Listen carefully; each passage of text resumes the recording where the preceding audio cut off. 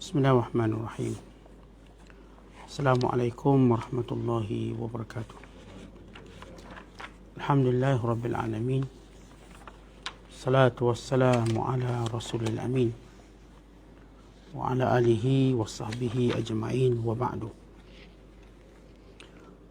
Qala al-musannifu rahimahullahu ta'ala wa nafa'ana Allahu bihi wa bi'ulumihi fid dharain amin.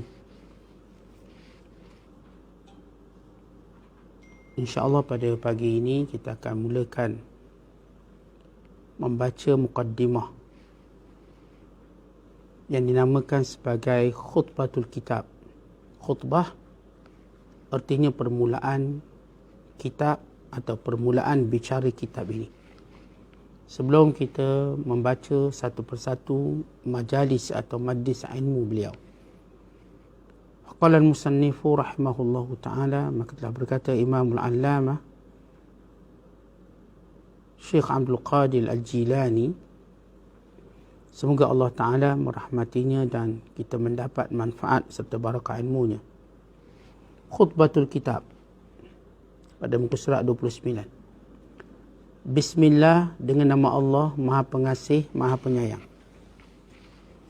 Allah Ta'ala berfirman, Ma yaftahillahu linnasi min rahmatin fala mumsika laha. Apa yang dianugerahkan Allah Ta'ala kepada manusia dari rahmatnya, tiada siapa yang dapat menahannya. Surah Fatir ayat yang kedua. Ya Allah, ya Tuhanku, wahai Tuhan yang mengetahui kelemahanku, untuk memujinya, aku memohonmu dengan sesempurna-sempurna orang yang memujimu, yang telah engkau bukakan pintu pengenalan baginya dari hal hakikat nama-namamu dan sifat-sifatmu serta tajalli zatmu. Lalu dia telah mengenalimu dengan suatu pengenalan yang cocok dengan kesempurnaanmu. Sedangkan engkaulah yang mengilhamkannya pengenalan itu dari segala kepujianmu, yang engkau tiada mengilhamkan selain darinya, yakni selain daripada Nabi Muhammad sallallahu alaihi wasallam, sebagaimana engkau akan mengilhamkannya lagi nanti dengan berganda-ganda pada hari lahirnya, ketunggalannya di mana akan sempurna pula penonjolannya. Aku memohon engkau berselawat dan salam ke atasnya dengan selawat dan salam yang sesuai dengan kesempurnaanmu, yang maha suci, ke atas wujudnya yang berguna. Dan moga-moga engkau juga meratakan apa yang engkau kumpulkan dari sebaik-baik selawat dan salammu, agar mencucuri liku-liku wujudnya yang hissi dan maknawi, dan apa yang bergantung dengan wujud ini ke dalam kedua-dua alam penciptaan dan perintahan, sehingga engkau tiada meninggalkan, duhai Tuhanku, siapa sahaja daripada nabimu dan rasulmu beserta para malaikatmu dan orang-orang yang soleh dari hamba-hambamu, melainkan mereka telah mendapati bahagiannya yang merata itu dari kelebihan kurniaanmu yang besar itu. Muslimin dan muslimat sedang penonton yang dirahmati Allah sekalian, muqaddimah Syekh Abdul Qadir Jilani dan metod atau cara kaifiyah beliau menyampaikan ilmu. Bila mulakan dengan firman Allah Ta'ala, ma yaftahillah, apa sahaja yang Allah Ta'ala kurniakan. Perkataan yaftahillahu linnas artinya Allah membuka, Allah melapangkan, Allah meluaskan, Allah mengurniakan kepada siapa sahaja manusia secara mutlak, min rahmatin, daripada rahmat. Rahmat pertama bila mana Allah beri seseorang itu hidayah, iman dan Islam. Dan rahmat yang kedua bila mana Allah Ta'ala menjaganya untuk sentiasa mentaatinya. Dan rahmat Allah yang ketiga bila mana Allah Ta'ala mengampun segala kesalahan dan dosanya. Dan rahmat yang keempat bila mana Allah menjadikan dia tidak bergantung melainkan kepada Allah Subhanahu Wa Ta'ala. Dan rahmatnya yang kelima bila mana Allah Ta'ala menjadikan dia memberi syafaat kepada orang lain. Maka ini rahmat yang Allah berikan kepada manusia. Bila Allah beri rahmat ini, fala mumsikalaha, tidak ada yang mampu menghalangnya. Bila Allah merahmati Ikrimah bin Abi Jahal, Maka lihat kesudahan Ikrimah daripada penentang Islam kepada syuhada di medan Yamamah. Bila mana Allah Ta'ala ingin memberi rahmat kepada mana-mana orang, maka Allah lapangkan, Allah bukakan pintu agama kepadanya sehingga dia mati dalam Islam, bukan mati dalam keadaan diredai oleh Allah. Kemudian beliau memulakannya dengan berkata, Ya Allah, ini mengakui diri, Ya Allah, aku amat lemah untuk memujimu. Kerana kita, tuan-tuan sekalian, diperintahkan oleh Allah untuk sentiasa memuji Allah dalam semua hal. Bahkan Allah Ta'ala suka dalam hal sekecil mana pun lalu kita puji Allah. Kalau kita makan satu makanan, lalu kita puji Allah. Kita minum satu minuman, lalu kita puji Allah. Bahkan bila mana seseorang tadi ditimpa dengan musibah, maka dia memuji Allah Ta'ala atas kurniaan musibah tersebut kerana melihat kebaikan-kebaikan yang banyak dan melihat ketaksiran, kecuaian dirinya sendiri. Kerana itu kita diperintahkan, diwajibkan setiap hari dalam solat kita baca Alhamdulillahi Rabbil Alamin. Segala puji bagi Allah Tuhan sekalian alam.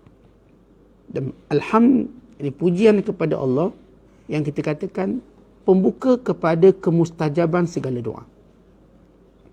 Dan pembuka kepada segala rahmat Allah. Siapa yang nak dapat rahmat Allah, banyakkan pujian kepada Allah. Sebab kalau kita tidak memuji Allah, kita cenderung untuk memuji manusia. Bahkan sampai peringkat memuji diri sendiri. Walau kita tidak punya apa-apa. Lalu kita puji diri kita. Sedangkan kita tidak layak memuji diri kita. Sebagaimana juga kita tidak layak memuji manusia kalau tidak kerana perintah Allah. Artinya tuan-tuan, kita tak puji manusia kerana larangan Allah Subhanahu Wa Taala. Kita puji orang hari ini kerana Allah suruh kita puji. Kalau Allah Ta'ala tak suruh kita puji, walau dia baik macam mana, kita tak boleh puji dia. Maka ini asas ataupun hakikat pujian. Alhamd. Kalau itu Syekh berkata, Ya Allah, Engkau mengetahui lemahnya aku untuk memujimu. Kerana itu aku memohon kepadamu dengan terbaik, ilham terbaik, cara terbaik untuk memujimu. Yang telah Engkau bukakan pengenalan baginya. Yang Engkau buka ilmu ini, ilmu pujian-pujian ini khas kepada Nabi Muhammad sallallahu alaihi wasallam. Ya, orang yang paling kenal Allah, baginda sallallahu alaihi wasallam. Orang yang paling dekat dengan Allah, baginda sallallahu alaihi wasallam. Jadi kita, tuan-tuan sekalian, bila Allah ilhamkan kita memuji Allah, ilhamkan memuji Allah, dan mengilhamkan kepada kita untuk memuji Allah dengan sempurna, maka ini satu anugerah yang hebat yang Allah beri kepada hamba-hambanya. Kerana itu kita nak ikut cara baginda sallallahu alaihi wasallam memuji Allah. Menelusuri kehidupan baginda sallallahu alaihi wasallam menjadikan kita kenal Allah. Tidak ada orang pun boleh kenal Allah tanpa Nabi sallallahu alaihi wasallam. Kerana Allah jadikannya begitu. Sebagai satu sunnatullah. Sebagai satu perintah Allah. Bahawa siapa yang melihat, yang mengenal, yang beriman kepada baginda sallallahu alaihi wasallam, maka dia tahu bagaimana cara nak puji Allah. Inilah makhluk yang teragung, yang telah diilhamkan oleh Allah, yang telah diwahyukan, yang telah dipandu bagi memuji Allah SWT. Kemudian katanya lagi, dari hal hakikat nama-namamu dan sifat-sifatmu serta tajalli zatmu. Jadi semua berkait dengan nama-nama Allah. Kita tak tahu melainkan melalui Nabi SAW. Berkait dengan sifat-sifat Allah. Kita tak akan tahu melainkan melalui Nabi SAW. Dan juga serta tajalli zatmu, yakni hakikat zat Allah Ta'ala, kita tak akan tahu. Melainkan melalui apa yang Nabi SAW beritahu kepada kita. Batasannya kat mana, dan bagaimana cara kita untuk mengetahui apa yang disebut sebagai zat Allah. Kita nak tahu zat Allah macam mana? Yang disebut Al-Azzu anil idraki idrak. Lemah kita untuk mengetahui zat Allah, berarti kita dah kenal zat Allah. Bagaimana kita nak kenal zat Allah? Kita pegang pada ayat laisa kamitslihi syai'. Allah tak sama dengan makhluk. Maka itu zat Allah Ta'ala. Dan bagaimana seorang nak mengenal zat Allah? Maka kata Nabi SAW, tafakkaru fi ala'illah wa la tafakkaru fi dhatillah fatahliku. Berfikirlah tentang nikmat-nikmat Allah, jangan berfikir tentang zat Allah, maka kamu akan binasa. Yang mengenali zat Allah dengan tidak berfikir tentang zat Allah, tapi berfikir tentang nikmat-nikmatnya. Itu batasan-batasan dalam mengenali zat Allah Subhanahu Wa Taala. Orang yang melakukan demikian, dia mengenal zat Allah. Tapi yang mencerobos sempadan, akhirnya dibinasa dengan cubaannya yang dilarang oleh Nabi SAW. Lalu dia, Nabi Muhammad SAW, telah mengenalimu dengan suatu pengenalan yang sesuai dengan kesempurnaanmu. Hanya baginda SAW yang kenal Rasulullah. Hanya baginda SAW yang kenal Allah Ta'ala dengan sempurna. Kerana itu saya katakan tadi bahawa jalan selain pada baginda SAW tak akan sampai kita pada Allah. Bila mana kita ikut jalan baginda SAW, baru kita sampai. Maka ini mendorong kita mengenali sejauh mungkin, sebanyak mungkin, sedekat mungkin baginda SAW. Kerana itu baginda SAW meninggalkan pada kita hadis-hadis yang banyak. Tidak sebagaimana Nabi-Nabi SAW yang lain. Tidak ditinggalkan hadis kepada kita. Tetapi Rasulullah tinggalkan. Bukan itu pesan baginda sebelum baginda wafat. Taraktu fikum amrain lan tadillu ma in tamassaktum bihima. Aku tinggalkan kamu dua perkara. Kamu tak akan sesat selama mana, selagi mana kamu berpegang kepada keduanya. Itu Al-Quran dan Sunnahku.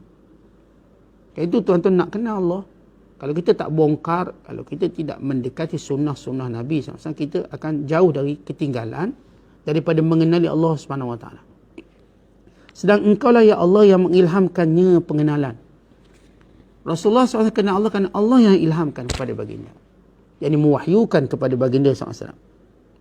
Dari segala kepujianmu yang engkau tiada mengilhamkan selain darinya. Kita tahu, macam saya sebut tadi, tak ada orang lebih kenal Allah daripada Rasulullah SAW. Maka jadikan ia sebagai ikutan yang wajib. Kerana itu dalam Quran bila Allah Ta'ala sebut dalam surah Al-Ahzab ayat 21, laqad kana lakum fi rasulillah uswatun hasanah liman kana yarjullah wal yawmal akhir wa dzakarallaha katsira. Sesungguhnya pada kehidupan baginda sallallahu alaihi wasallam itu contoh teladan kepada kamu semua. Bagi siapa yang benar-benar beriman kepada Allah, yang benar-benar beriman dan yakin pada hari akhirat, dan yang benar-benar ingin mengingati Allah banyak-banyak. Ingat Allah banyak-banyak, inilah dia baginda sallallahu alaihi wasallam. Sebagaimana engkau telah akan mengilhamkannya lagi nanti dengan berganda-ganda pada hari lahirnya ketunggalannya, pada hari ketauhidanmu, di mana akan sempurna pula penonjolannya. Itu khususnya pada hari kiamat. Itu merujuk kepada hadis Nabi SAW. Bila nanti hari kiamat, semua manusia dalam keadaan ketakutan, kebimbangan.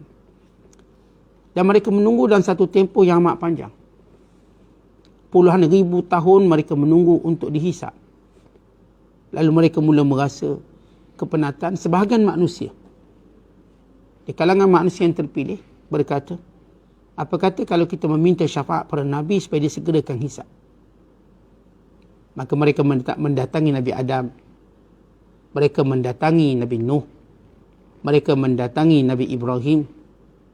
Mereka mendatangi Nabi Musa. Mereka mendatangi Nabi Isa. Kesemua para Nabi ini alaihimussalatu wassalam berkata, hari ini Allah tidak pernah murka sebagaimana Allah murka.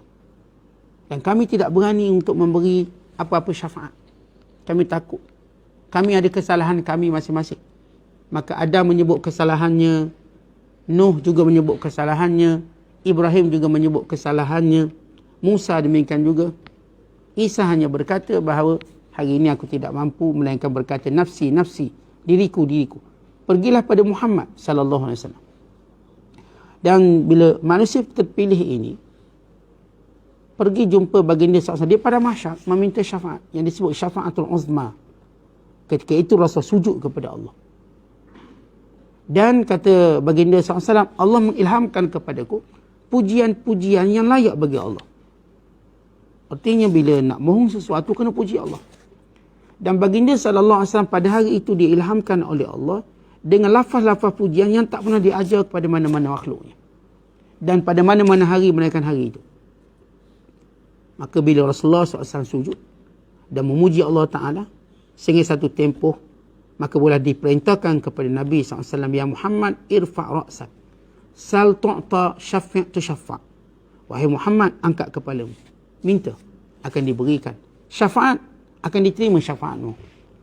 Maka bermulalah pensyafaatan besar, iaitu disegerakan hisab. Ini yang dimaksudkan oleh Syekh Abdul Qadir. Pada hari di mana Allah mengilhamkan pujian yang sempurna hanya kepada Nabi SAW. Kemudian beliau berkata, Syekh Abdul Qadir kata, lalu aku bermohon engkau berselawat dan bersalam ke atas baginda sallallahu alaihi wasallam dengan selawat dan salam yang sesuai dengan kesempurnaanmu ya Allah. Dan sama juga selawat kepada Nabi sallallahu alaihi wasallam.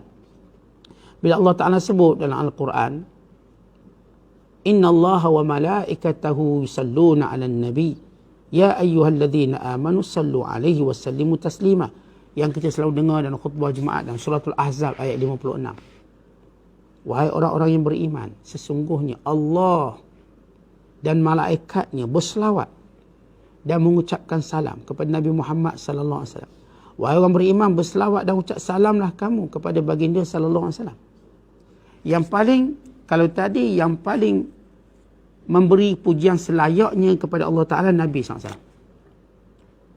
Dan kemudian kata Syekh Abdul Qadir, yang paling memberi selawat paling sempurna ialah Allah Ta'ala kepada Nabi SAW. Allah Ta'ala yang memberikan selawat. Bila kita tahu begitu, maka kita senantiasa berusaha bagi menyempurnakan selawat kita pada Nabi SAW. Menyempurnakan selawat bukan sekadar dari lafaz-lafaz yang kita gunakan, tetapi bagaimana kita merasakannya dan bagaimana kita berusaha untuk mengenali baginda sallallahu alaihi wasallam, bukan memperjuangkan sunnah Nabi. Maka ini maksud kesempurnaan selawat. Kata beliau lagi, yang maha suci atas wujudnya yang berguna, dan moga-moga engkau juga meratakan apa yang engkau kumpulkan dari sebaik-baik selawat dan salammu agar mencucuri liku-liku wujudnya yang hissi dan maknawi, dan apa yang bergantung dengan wujud ini ke dalam kedua-dua alam penciptaan dan perintahan, sehingga engkau tiada meninggalkannya, wahai Tuhanku. Siapa saja pada nabimu dan rasulmu beserta para malaikatmu dan orang soleh dari hamba-Mu, melainkan mereka mendapati bahagian yang merata itu dari kelebihan kurnia-Mu yang besar. Ya Allah, dengan selawat kepada baginda SAW, biarlah semua mendapat manfaat secara hissi atau maknawi. Jadi kalau kita sebut secara hissi, kelebihan-kelebihan selawat dari sudut Allah menyempurnakan segala urusan kita, menghilangkan kesedihan kita, sebagaimana disebut dalam hadis-hadis yang banyak.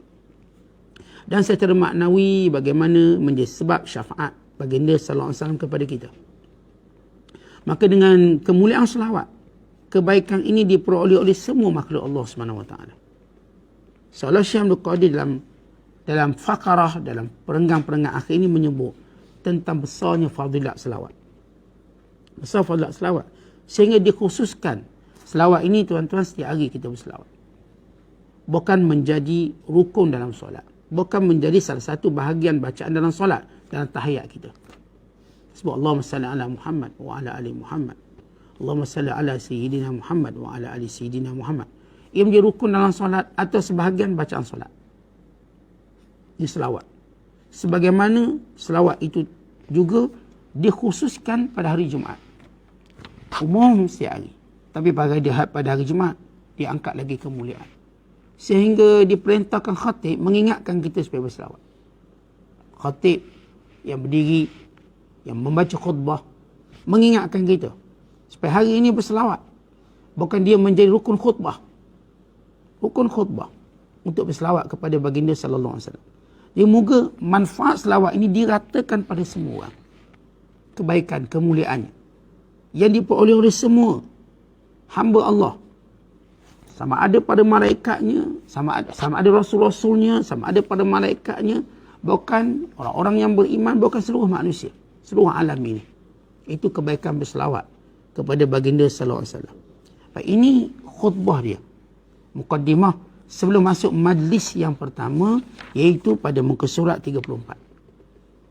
Tetapi pentahqiq kitab kita cuba nak dedahkan kepada kita macam mana cara, metod atau cara bagaimana Syekh Abdul Qadir memulakan ceramah.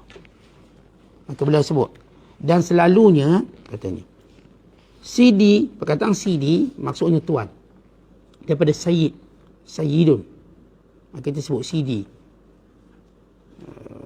Bila sebut Sayyidun, maka ringkasan dengan CD. Ya CD, macam orang Arab dia, macam kita orang Melayu juga, dia yang sebut Muhammad panggil Mat, macam gitu. Dia asal perkataan Sayyidi, tuanku, maka mereka sebut perkataan CD, yang ini tuan.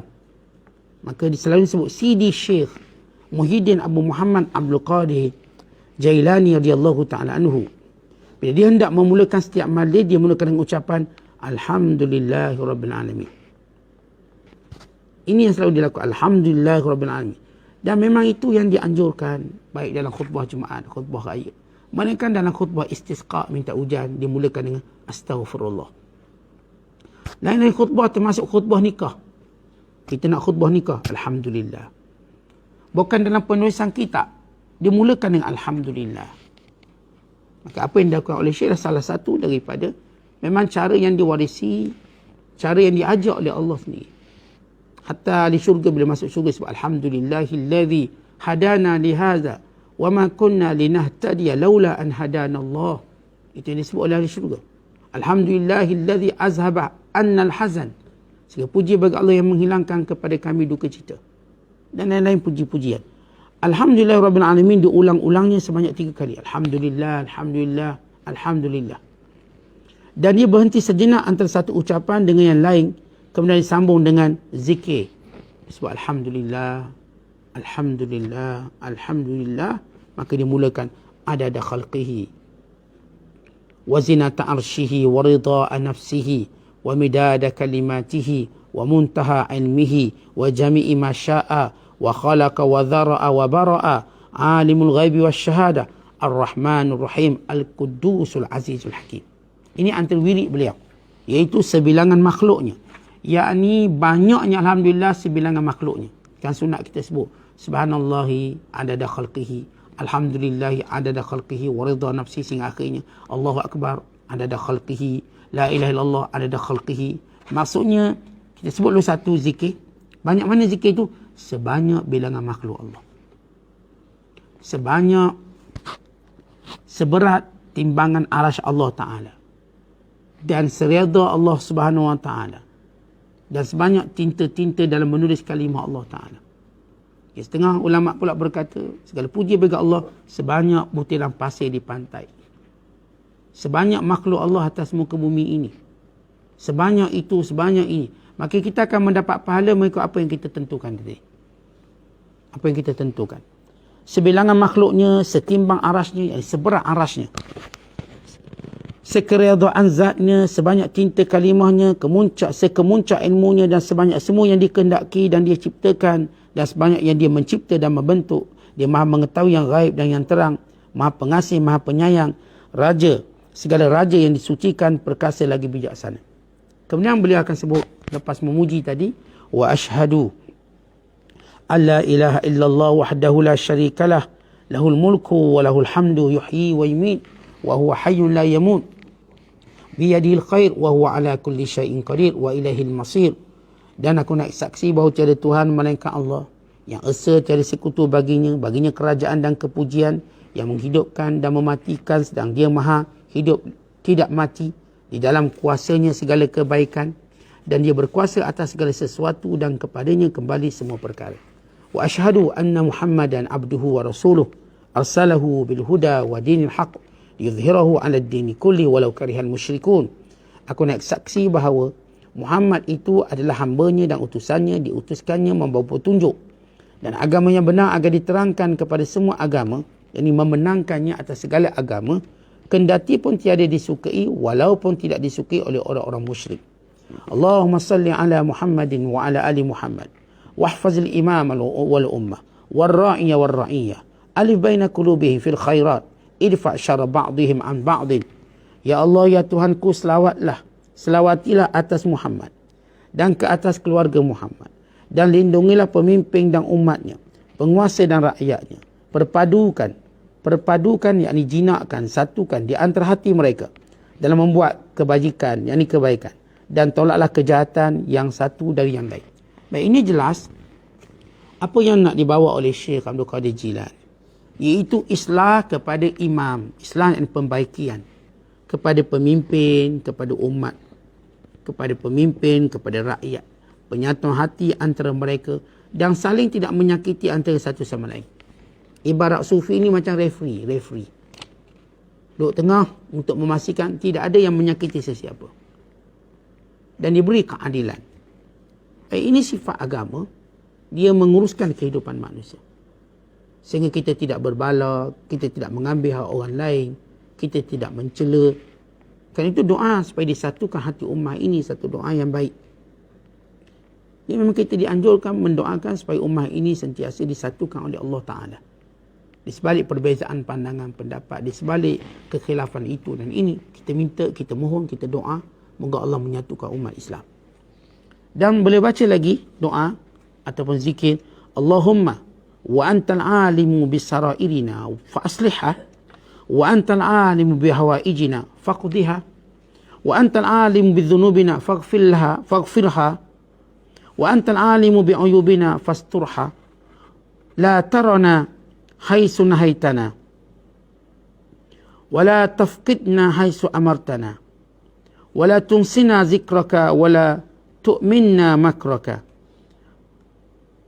la tuhwijna ila ghairika, la taj'alna minal ghafilin.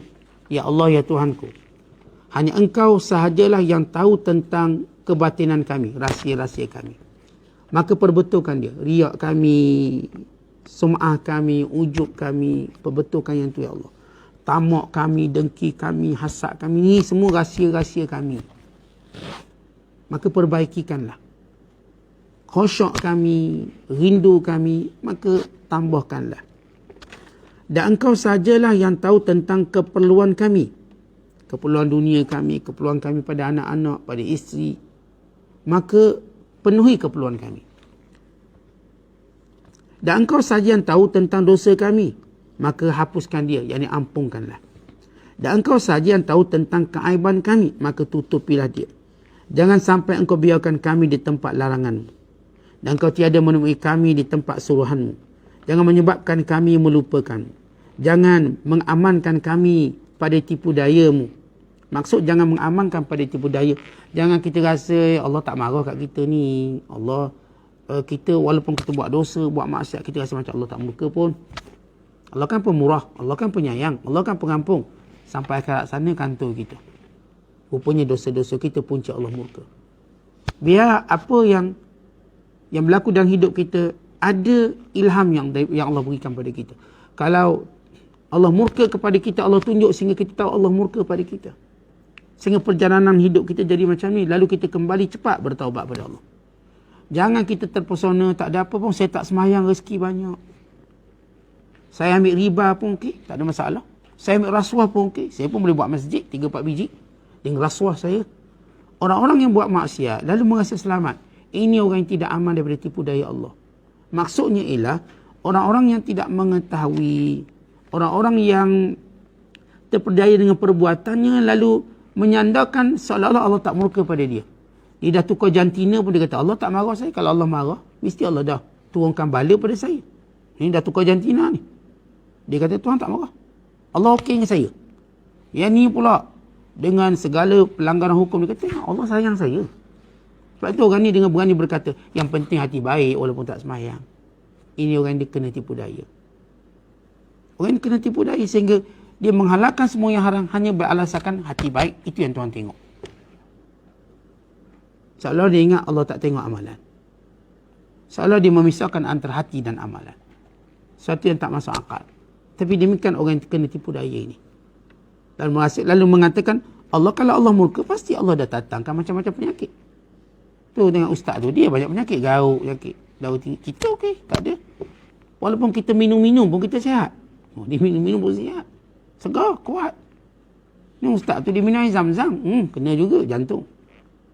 Lalu mereka ni menggunakan, mencerobohkan sempadan Allah Ta'ala untuk menyatakan Allah sayang mereka.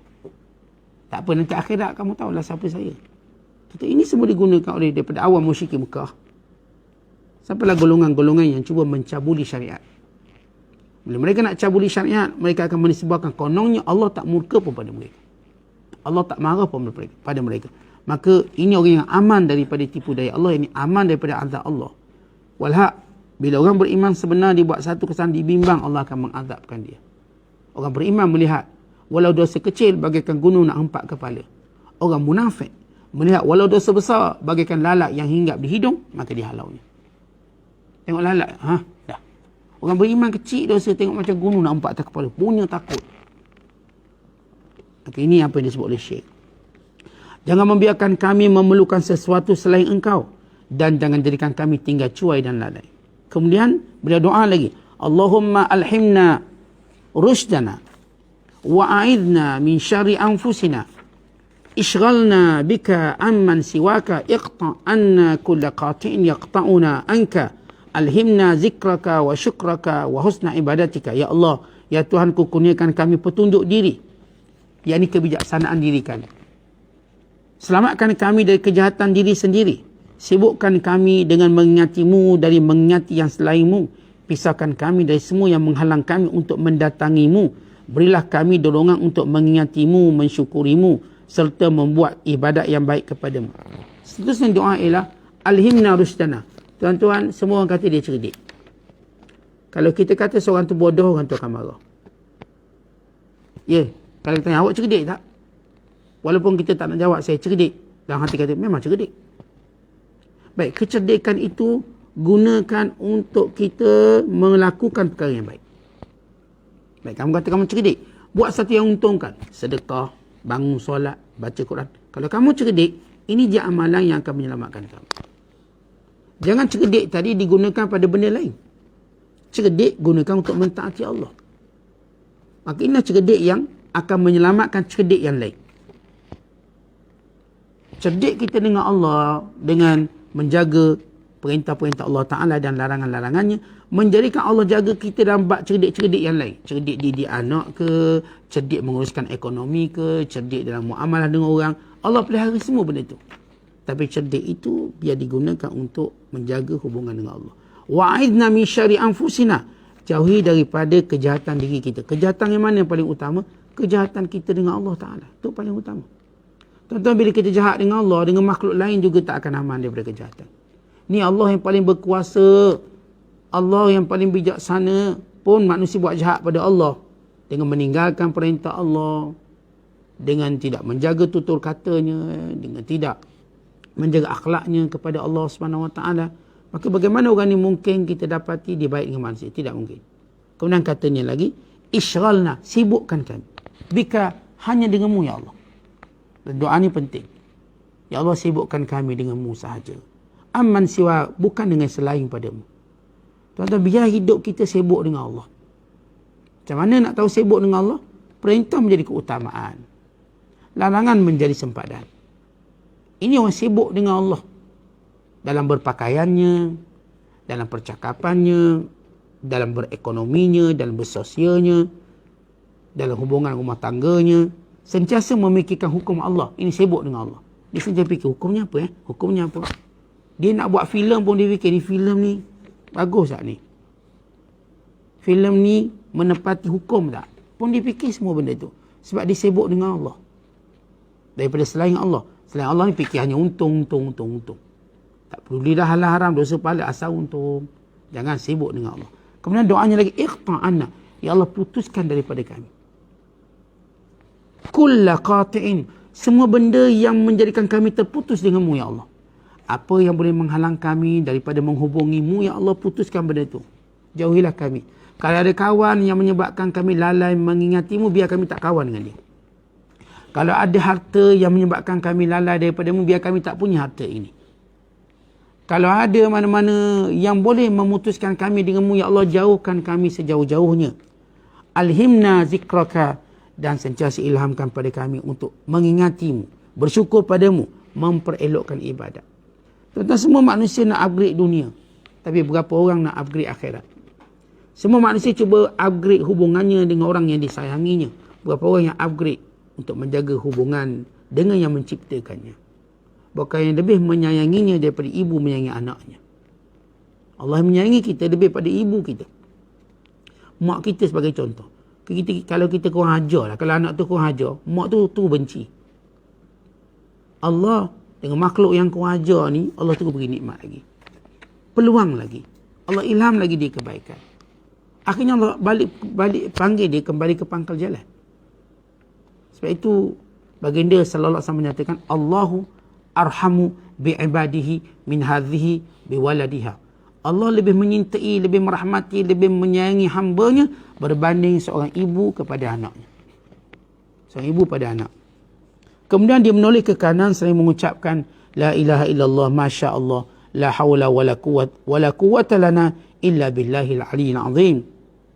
Tiada Tuhan melainkan Allah, semuanya dengan kehendak Allah, tiada daya kuasa bagi kami melainkan dengan Allah yang maha tinggi lagi agung. Kemudian dia mengucapkan lagi doa yang sama di atas di hadapannya. Kemudian dia menoleh pula ke kirinya selain mengucapkan doa yang sama seperti yang lalu. Itu la ilaha illallah masya Allah la hawla wala quwwata lana illa billahil aliyyil azim. Kemudian dia mengucapkan pula doa berikut. La tubdi akhbarana wa la tahtik astarana wa la tu'akhidna bisu'i a'malina. La tuhyina fi ghaflatin wa la ta'khudna ala ghirratin. Jangan engkau dedahkan cerita kami dan dedahkan keaiban kami. Jangan engkau koyakkan tabir-tabir kami. Jangan engkau koyakkan perkara-perkara yang berkait dengan segala keaiban-keaiban keburukan kami. Jangan menghitung kami kerana kejahatan perbuatan kami, yakni jangan menyeksa kami. Jangan dikira dosa kami, hapuskannya dengan pengampunanmu dan rahmatmu. Jangan engkau hidupkan kami dalam kelalaian terus menerus. Dan jangan engkau cabut nyawa kami dengan serta-merta. Wala ta'khudna ala ghirrah. Jangan cabut nyawa mengejut. Kenapa? Kerana ia menyebabkan kita lalai menyebut nama Allah Ta'ala. Kematian yang mengejut.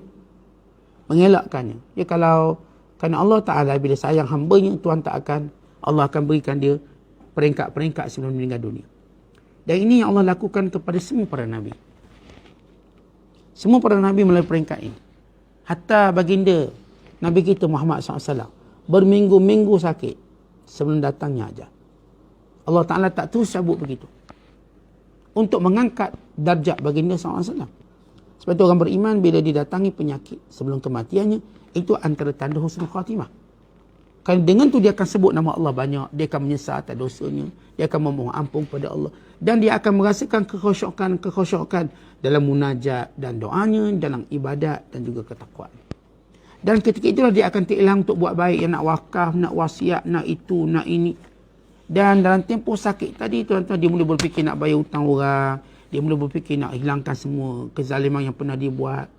Maka ini semua penyebab-penyebab husnul khatimah. Sebab itu bila Allah sayangkan hambanya, dia hadiahkan dengan penyakit sebelum matinya. Dan ini berlaku pada semua orang yang Allah Ta'ala pilih. Secara umum. Daripada para nabinya alaihissalam sehinggalah orang-orang soleh. Allah uji dengan peringkat supaya dia akan lebih khusyuk ingat Allah. Dan kita pun secara pengalaman kita, tuan-tuan, waktu paling khusyuk ingat Allah bila? Waktu kita sakit. Waktu kita benar-benar bergantung pada Allah bila? Waktu kita sakit. Kita semua orang yang angkat tangan. Bahkan semua orang lain tak boleh tengok kita.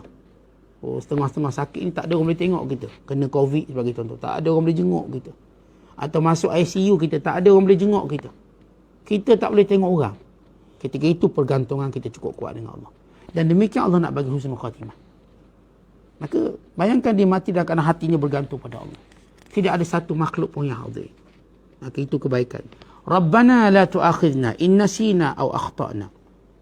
Rabbana wa la tahmil alaina isran kama hamaltahu ala alladhina min qablina. Rabbana wa la tuhammilna ma la taqata lana bih wa'fu anna waghfir lana warhamna anta maulana fansurna 'alal qaumil kafirin. Tuhan kami, janganlah engkau hukum kami jika kami terlupa atau kami buat kesalahan.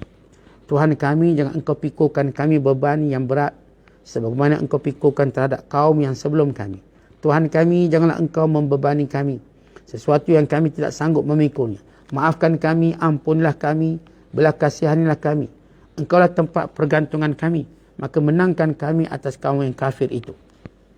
Sesudah itu, barulah dia, yakni Syekh Abdul Qadir, mula bercakap apa yang dibukakan Allah atas lisannya. Dan segala macam kurnia gaib tanpa teks atau persediaan terlebih dahulu. Jarang sekali dia menyediakan teks hadis Rasulullah sallallahu alaihi wasallam atau kata-kata hikmah yang dijadikan hujah atau dalil dalam bicaranya. Malah semua itu datang dengan sendirinya secara spontan di tepi lisannya. Lalu dia menyebutnya. Kerap pula dia memulakan bicara dengan menyebut semua itu adalah sebagai mengambil berkat daripadanya, kemudian dia meneruskan bicaranya dalam konteks ayat Al-Quran, hadis yang disebut pada permulaan bicara itu. Baik, ini Syekh Abdul Qadir, maka dia duduk, dia akan berceramah. Dia akan mengajar. Apa yang Allah ilhamkan kepadanya, maka itu yang akan disampaikan. Dan saya teringat apa yang diceritakan kepada kita semua oleh almarhum Profesor Dr. Ramadan Bouti.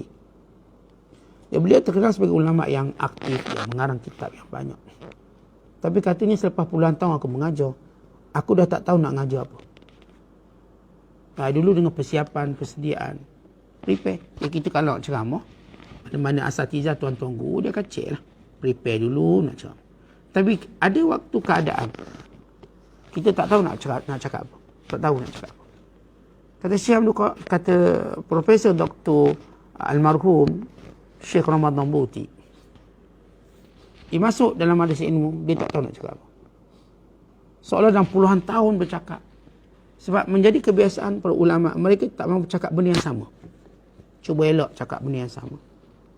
Kerana itu dianggap keaiban ilmu pada tempat yang tidak diperlukan. Mereka akan cakap sesuatu yang baru, yang mereka akan peroleh manfaat dan orang ramai juga dapat beri manfaat. Walaupun orang ramai tak ingat pun yang lama tu. Tetapi kesungguhan mereka untuk menunjukkan luasnya ilmu. Untuk bercakap yang baru-baru. Kerana itu mereka cuba study, cuba kupas dengan cara baru. Semuanya ini bagi menunjukkan luasnya ilmu dan lemahnya manusia. Tapi kadang-kadang macam apa yang saya sebut tentang Syekh Ramadan, tak tahu nak cakap apa. Dah puluhan tahun berdakwah, tuan-tuan, bukan cakap sejam sehari. Cari kat universiti, kat itu ini. Akhirnya aku just dah pergi, aku tawakal pada Allah. Tiba-tiba Allah ilhamkan kepadaku sejumlah perkataan. Apa yang aku perlu bicara dan aku tuturkan. Maka bercakap dengan Masya Allah. Maka disitulah keyakinannya bermula. Keyakinan. Tentang bila kita nak nasihat orang, bila kita memang inginkan kebaikan pada orang, insya Allah ilham tu ada. Kadang-kadang kita tak tahu nak bercakap apa dengan orang ni. Tuan-tuan pergi je, insya Allah. Allah ilhamkan yang baik-baik untuk kita bercakap. Kalau benar niat kita. Ada Syekh Abdul Qadir, dia akan pergi, dia pun tak tahu nak cakap apa. Pergi, duduk.